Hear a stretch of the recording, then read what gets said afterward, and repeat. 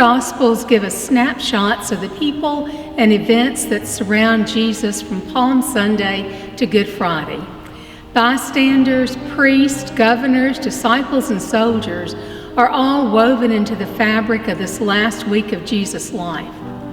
There were an abundance of Roman soldiers in Jerusalem that week in order to keep the peace, to enforce the unyielding rule of Rome, and to carry out the edicts of the Roman governor. It would be an easy assumption to stamp all the Roman soldiers as the face of brutality in these gospel narratives. After all, it was a contingent of Roman soldiers who came to arrest Jesus in the garden. Roman soldiers carried out the vicious torture and crucifixion of Jesus on the cross. And Roman soldiers callously gambled for Jesus' clothes while Jesus was hanging on the cross. But today's gospel readings from the book of Matthew provide us with two sets of scriptures that challenge our tendency to make assumptions about one group of people, and also we are challenged to think about our idea of what faith can look like. There are only two scriptures in the New Testament where Jesus uses the word amazed or marvel in connection with faith. The first is in Mark chapter 6, where Jesus marvels at the lack of faith of the people of Nazareth, where he grew up. The second is in Matthew chapter 8, in the story of Jesus' interaction with a Roman centurion. Centurions were Roman officers, usually with a contingent of 100 soldiers under their command. Following Jesus' Sermon on the Mount, Jesus was going through the town of Capernaum. Jesus was approached by an unlikely petitioner, a centurion who had a servant who was paralyzed and was suffering badly. Jesus responds that he will go and cure this man who is suffering so much. But the centurion humbly replies that he is not worthy to have Jesus come into his home. But he knows that if only Jesus will speak a word of healing, his servant will be healed. When Jesus heard this, he was amazed at the faith of the centurion, and he told his disciples that in all of Israel, Jesus had encountered no one with such faith. Jesus said to the centurion, "You may go. What in faith you believed could happen has happened." And at that moment, the centurion's servant was made well. We do not have any backstory on this Gentile centurion soldier. We don't know how or why he came to have such faith in a Jewish healer. But we do know that his great faith touched Jesus. The Gospel of Matthew also gives us another story of a centurion.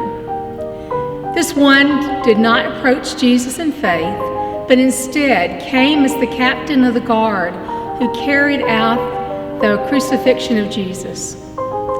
Again, we don't know any backstory to this soldier, other than he was a Roman military officer carrying out the horrific torture and death of Jesus on the cross.